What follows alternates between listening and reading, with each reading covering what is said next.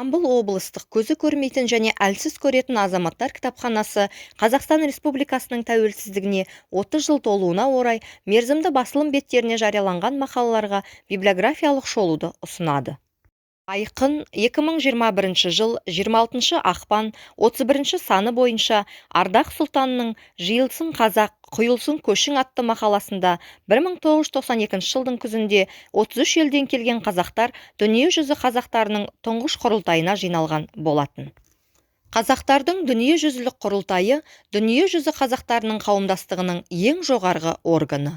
Дүниежүзі қазақтарының құрылтайы Алматы қаласында 1992 жылы 28 қыркүйек пен 4 қазан аралығында дүниежүзі қазақтары өкілдерінің қатысуымен өткен құрылтай.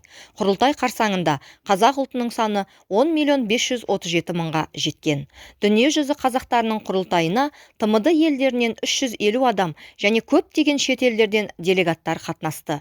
Құрылтайға қатысушылар Түркістан, Жезқазған, Ұлытау сияқты еліміздің ежелгі саяси әлеуметтік мәдени орталықтарында болып, ата жұртымен қауышты. Құрылтай жұмысын 200-ден астам журналистер, 50-ден аса телерадио компаниялар насихаттауға атсалысты. Дүниежүзі қазақтарының құрылтайына қатысушылар Қазақстан халқына және дүниежүзінің басқа да халықтарына, мемлекеттеріне, олардың үкіметтеріне үндеу қабылдады. Құрылтай күндері қазақтар кеше, бүгін және ертең деген тақырыпта ғылыми конференция болып өтті. Конференцияда Қазақстан Республикасының президенті Нұрсұлтан Әбішұлы Назарбаев «Құшағымыз бауырларға айқара ашық» деген тақырыпта баяндама жасады.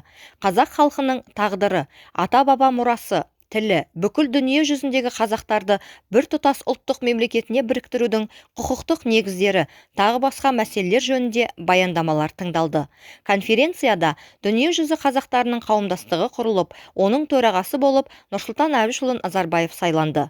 Бұл орталыққа ұлт өмірін жан-жақты зерттеп, қазақтардың әлеуметтік, экономика, мәдени, рухани тыныс-тіршілігіндегі мәселелерді шешу міндеттері жүктелді.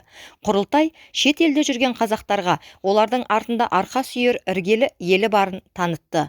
Айталық Майра Мұхамедқызы, Шұғыла Сапарғалиқызы тәрізді өнерпаздардың, Қанат Ислам тәрізді спортшылардың, Дөрбетхан Сұраған қатарлы ғалымдардың ата жұртта еңбек етіп, өз мүмкіндіктерін паш етулеріне ықпал етті.